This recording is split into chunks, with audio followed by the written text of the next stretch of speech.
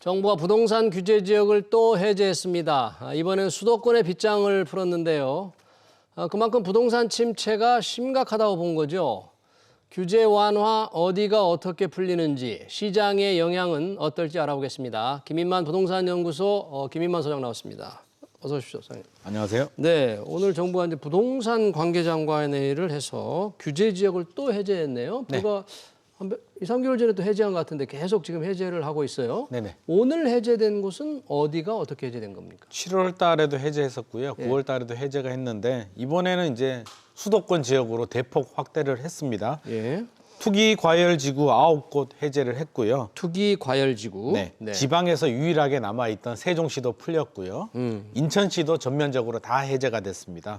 그래서 31곳이 풀렸는데 너무 많이 풀려 가지고요. 이 31곳을 제가 다 설명드리기가 너무 많고 주요 지역하고 차라리 풀린 곳. 남아 있는 지역을 얘기하는 게 더 네. 빠를 것 같습니다. 그래서 서울은 하나도 안 풀렸습니다. 서울은 그대로 남아 있고요. 서울은 여전히 투기 지역, 투기 과열지구 그대로 조정 있고요. 대상 지역까지 그대로 남아 있는 하나도 안 상태고요. 풀렸다. 수도권 지역은 4개가 남았는데 예. 성남시 같은 경우는 분당구하고 수정구가 2개가 남아 있고요. 예. 그다음 광명시하고 과천시, 과천시. 하남시가 마지막 정부가 바라볼 때 얘들은 지금 풀어주면 안 되겠다. 마지막까지 남겨둔 상황입니다. 예.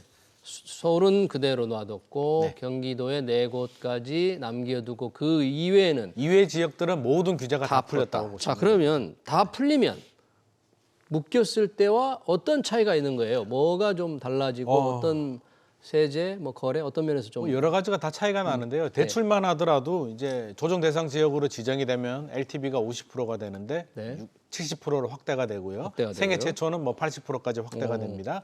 DTI도 50%에서 60%로 늘어나고요. 예. 그다음 세금 같은 경우도 이제 눈에 크게 띄죠. 양도세, 중과세 우리 한시적 면제 배제했잖아요. 5월 9일까지 내년 5월 9일까지인데 예. 조정 대상 지역에서 해제가 되면 이게 의미가 없어집니다. 양도세, 중과세, 종합부동산세, 중과세가 모두 다 없어지는 거기 때문에. 그래요. 일반 과세가 되는 거예요. 그렇죠. 일반 과세가 되기 때문에 굉장히 큰 혜택이 있을 거고요. 예. 투기 과열, 분양권 전매 같은 경우도 이제 가능하게 됩니다. 조정 대상 지역에서 해제가 되면. 그리고 이번에 투기 과열 지구에서 이제 해제된 지역들 경기도에 있는데요. 이들 지역들 같은 경우는 재건축 재개발, 지위 양도 금지. 그러니까 우리 입주권 사고 팔지 못하게 했는데 이제 거래가 가능하게 됩니다. 분양권 사고 파는 그런 게? 입주권. 입주권. 그러니까 재건축 재개발. 재건축 재개발은 이제 입주권이라고 입주권. 하는데 예. 분양권도 당연히 사고 팔 수 있게 되고요. 예. 입주권도 이제 사고 팔 수 있게 많은 규제들이 풀리게 됩니다. 그렇군요. 그러면 서울이나 말씀하신 경기도 4곳만 묶어두고 다 풀었는데 혹시 경기도 4곳, 서울 좀 풀어야 된다 그런 얘기까지는 혹시 없었어요? 일각에서는요. 저는 오늘 그런 질문 많이 받았거든요. 예. 뉴스를 보면 굉장히 많이 풀렸다. 전면적인 해제라고 뉴스가 나오는데 예. 저한테 전화 주시는 분들 보면 뭐가 풀렸지? 서울은 하나도 안 풀렸는데 서울은 그대로. 진짜 풀어야 될 곳들은 안 풀렸잖아. 적어도 서울이 투기 과열 지구 정도는 풀어줬어야 되는 거 아닌가. 조정 대상 지역은 냅두더라도 투기 지역, 투기 과열 지구 정도라도 풀어주는 그런 노력의 모습을 좀 보여줬어야 되는데 손도 대지 않았다는 면에서는 여전히 정부가 바라볼 때는 서울하고 성남, 과천 이런 일부 지역들은 아직은 아니다. 아직은 불안하다라는 아직은 모습을 보이고 있는 불안하다. 것 같습니다. 그렇더라도 서울과 수도권, 경기도 4곳을 빼고 다 푼 배경은 어찌됐든 지금 부동산 집값 하락이 좀 심각하다고 정부도 좀 걱정하는 거죠. 네. 어떻게 보고 있는 거예요, 정부? 지금 뭐 시장 상황은 굉장히 심각합니다. 이게 주간 매매 가격 지수를 보더라도요. 전국적으로 마이너스 0.39%가 떨어졌거든요. 주간 동향. 주간 동향이요. 예. 그래서 지방이 0.3인데 0.32%가 떨어졌는데 서울이 0.38이고요. 수도권이 0.47. 지방보다 서울 수도권이 하락폭이 더 큽니다. 지방은 먼저 풀렸기 때문에 아무래도 약간의 효과가 있었던 것 같고요. 서울 수도권은 이 통계만 보더라도 수도권 먼저 풀어줘야겠죠. 수도권이 마이너스 0.47%니까. 저 낙폭이 지금 11월 첫째 주 기준인데. 그렇죠. 11월 첫째 주니까. 낙폭이 가장 큽니까 지금? 이게 우리가 갈수록 커지고 통상적으로 있는 거예요? 일반적으로는 마이너스 0.01% 단위로 움직이거든요. 주간으로. 근데 이게 0.1%만 하더라도 변동폭이 굉장히 큰 겁니다. 이게 0.1% 얼마 안 되는 거 아니야가 아니라 굉장히 변동폭이 큰데 이건 0.1이 아니라 0.38%까지 갔다는 얘기는 거의 폭락 수준에 가깝거든요. 지금? 이거는 개입을 해야 되는 상황이기 때문에 오히려 저는 약간 좀 덜 풀어준 거 아닐까. 적어도 서울의 투기 지역이나 투기 과열 지구는 풀어줘야 되는 상황임에도 불구하고 정부가 바라볼 때는 다음 카드 여기서 더 떨어지면 어떡하지? 더 떨어졌을 때 내놓을 카드까지도 생각을 해야 되기 때문에 이번에는 수도권 지역 위주로 풀어준 것 같습니다. 그러니까 시장에서는 더 풀어야 된다. 이런 목소리가 지금 높아지고 있다. 그런 얘기네요. 네네. 자, 규제 지역만 해제한 게 아니고 금융 규제도 부분적으로 또 완화를 했죠. 어떻게 바뀐 겁니까? 금융 규제는? 이번 내용을 보면은요 크게 세 가지로 나눠집니다. 예. 우리가 자꾸 조정 대상 지역, 규제 지역 해제가 이제 워낙 큰 뉴스이기 때문에 그것만 나오는데요. 네. 세 개의 카테고리인데 하나는 네. 주택 공급 기반 위축 방지. 그러니까 정부의 마음은 이런 것 같습니다. 네. 집값 하락은 좀 막고 네. 그래도 나중에 집값이 불안해질 수 있으니까 공급은 일관성 있게 해야겠다. 아, 라서 최근에 우리 PF 대출 금융시장이 불안해서 그렇죠. 자금난에 허덕이는 건설회사들이 공급 물량을 줄일 가능성이 있다 보니까 PF 대출 부분에 대해서도 좀 보완 대책이 나왔고요. 안전진단. 서울 같은 경우는 이제 재건축 재개발이 아니면 신규 아파트 공급이 안 되다 보니까 네. 안전진단에 대해서 개편안을 만들어서 올해 말까지는 발표하겠다. 안전진단을 조금 완화하는 방안이 되겠네요. 그렇죠. 아직 네. 구체적인 내용은 아니지만 올해 말까지 만들고 있으니까 조금만 기다려달라는 의미고요. 임대사업자 제도가 드디어 부활을 또 한 것 같습니다. 임대사업자라면 지금 등록 임대사업자 네, 맞습니다. 현재 혜택이 많이 줄었나요? 임대사업자들? 거의 주택임대사업자는 아파트는 폐지가 됐죠. 폐지가 됐습니다. 폐지가 됐는데 이게 부활시키는 방안을 고려를 하고 있다라고 합니다. 그래서 수요를 좀 늘려주기 위해서. 그렇죠. 그래서 아마 연내까지 또 발표를 하겠다고 하니까 예. 주택임대사업자 부활을 할 것 같고요. 이렇게 해야만 이제 공급이 늘어나는 효과가 있기 때문에 예. 정부는 공급에도 신경을 쓰는 것 공급도. 같습니다. 예. 두 번째는 이제 그 서민 예. 내 집 마련 이제 확충인데요. 뭐 예. 규제 지역 해제라든지 이런 내용들이 들어갔고요. 예. 또 하나는 서민 중산층 예. 부담 경감이라고 해서 대출을 좀 풀어줬습니다. 어떻게 풀었어요? 그 규제 지역 내 서민 같은 경우는 네. LTV 한도가 총액 제한이 있었거든요. 아, 비율만이 아니고 총액 한도가 있었다. 그렇죠. 네. 근데 4억을 이제 6억까지 늘려주고요. 총액을. 네, 그렇죠. 네. 총액이 늘려주고 여러 가지 내용들이 좀 포함이 됐는데 네. 제가 볼 때는 뭐 주택시장 분위기 자체를 흔들 만한 그런 내용은 아니지만 여러 가지 고민을 좀 많이 했다. 결국에는 사야 될 사람들은 좀 사게 만들어주겠다. 예. 공급은 늘려주겠다. 네. 주택 하락이 가파르게 떨어지는 거는 우리가 좀 막아주겠다라는 여러 가지 세 마리 토끼를 다 잡으려고 한 것 같습니다.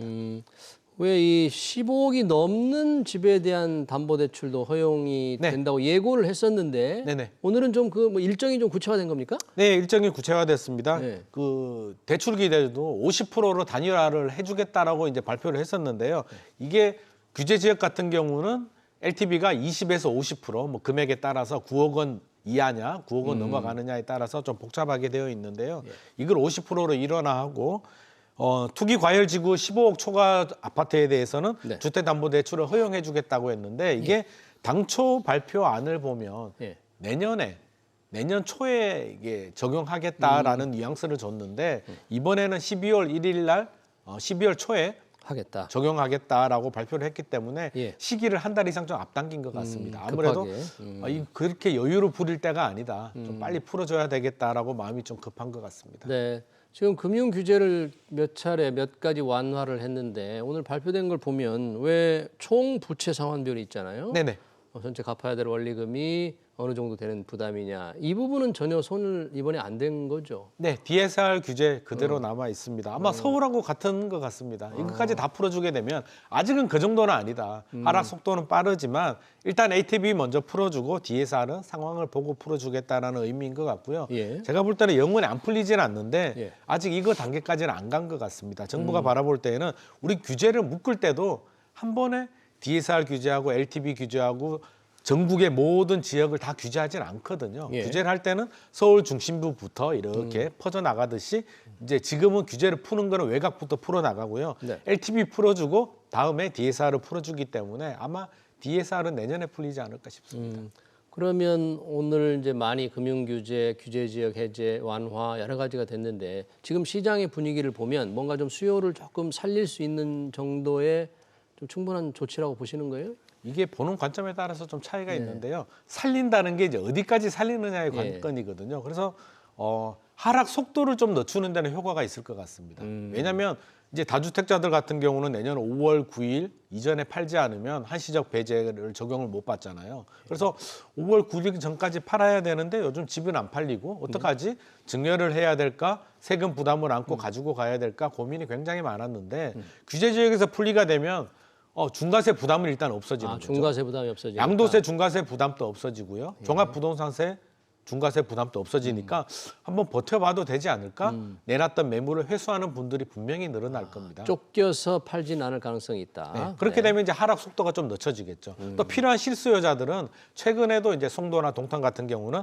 하락 거래는 되고 있거든요. 초급매물은 이제 거래를 가격 아파트를 사고 있는데 이렇게 규제를 풀어주게 되면 자금 여력이 조금 더 생긴 실수요자들은 내 집 마련을 할 수도 있기 때문에 제가 볼 때는 속도를 늦추고 일시적인 반등 정도는 충분히 가능할 것 같은데 이게 다시 살아나고 뭐 대세 상승이 된다든지 예를 들어서 10억 아파트가 7억까지 떨어졌는데 다시 11억까지 올라간다 이런 상황은 좀 힘들지 않을까. 왜냐하면 근본적인 문제가 하나도 해결이 안 됐거든요. 근본적인 문제라 그러면 어떤 걸 말씀하세요? 일단 금리 인상이 계속 금리 진행 인상. 중이고요. 우리 소득 대비 과도한 집값 상승에 대한 피로감은 일부 지역은 고점 대비 한 30% 이상 빠진 지역들도 있지만 서울만 바라보면 여전히 한 10%, 15% 정도 가격이 하락된 상황이기 때문에 아직 그 정도 상황은 아닌 것 같습니다. 네, 그러면 지금 말씀하신 대로 금리 인상이 당분간은 좀 더 이어질 것 같잖아요. 미연준도 더 금리를 올릴 것 같고 한국은행도 올릴 것 같으면 이 상황이 집값 떨어뜨리는 쪽으로 계속 강한 압력을 계속 좀 내년까지도 줄 것 같아요?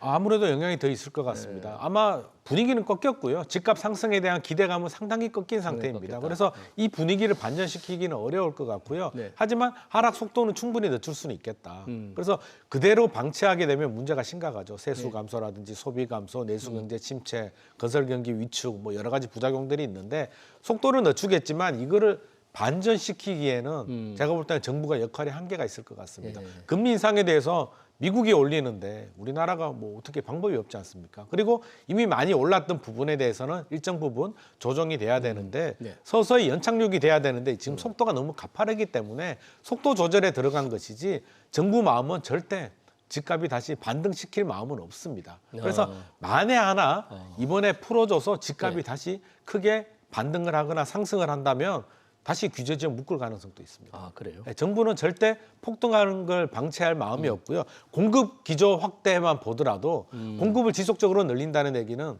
주택시장의 안정을 이어가겠다는 의미거든요. 그러면 금융규제 완화돼 규제 지역 해제돼서 추가로 뭔가 시장이 더 침체되면 규제를 좀 더 풀어야 된다는 목소리가 나올 때 정부나 이게 할 수 있는 일은 어떤 부분이 있을까요? 우리가 규제를 좀 더 해제해야 되겠다 그러면? 그래서 남겨둔 카드가 경기도 4곳 남겨뒀고요. 서울 남겨뒀는데 아마 하락 속도는 조금 늦춰지겠지만 그래도 하락폭이 커지게 된다면 남아있던 경기도 4곳 풀어줄 거고요. 서울 같은 경우는 한 번에 다 풀지 않고 투기지역, 투기과열지구 먼저 풀 거고요. 남은 조정 대상 지역도 지역에 따라서 25개 군데 노도강, 뭐 외부 지역들부터 먼저 풀고요. 가장 마지막에 푸는 지역이 강남의 조정 대상 지역이거든요. 그래서 강남 조정 대상 지역은 내년 2023년에도 풀릴지에 대해서는 저는 의문이고요. 요게 강남이 조정 대상 지역에 풀린다면 반대로 해석을 하자면 우리 주택 시장이 거의 바닥 가까이 왔다. 정부가 강남까지 풀어줬기 때문에 굉장히 뭐 가진 카드를 거의 다 꺼내 놓았다 정도로 우리가 이해를 해야 될 것 같은데 아직은 시간이 좀 더 필요할 것 같습니다. 일부 시청자는 뭐 이 규제 완화 해제에 대해서 빚내서 또 잔치하자는 거냐라는 이제 지적에 들어 올리셨는데 그만큼 이제 시장 워낙에 수요가 다 죽었다 뭐 그런 얘기 아니겠어요? 맞습니다. 뭐 그런 뭐 불만의 목소리 충분히 나올 수는 있죠. 지금 대책 내용을 보자면 그거거든요. 결국에는 빚내서 그동안 주택 마련 못 하시는 분들이 내 집 마련하라. 떠받쳐 줘라는 의미일 수도 있기 때문에 그렇게 해석할 수도 있는데 속도가 가팔라지게 되면 하락 속도가 가팔라지면 부작용이 더 크기 때문에 그 속도는 좀 늦춰야겠다는 의미로 받아들이면 될 것 같습니다. 네, 알겠습니다. 잘 들었습니다. 정부의 부동산 규제 지역 해제 관련 얘기 잘 들었습니다. 지금까지 김인만 부동산 연구소 김인만 소장이었습니다. 네, 고맙습니다. 감사합니다.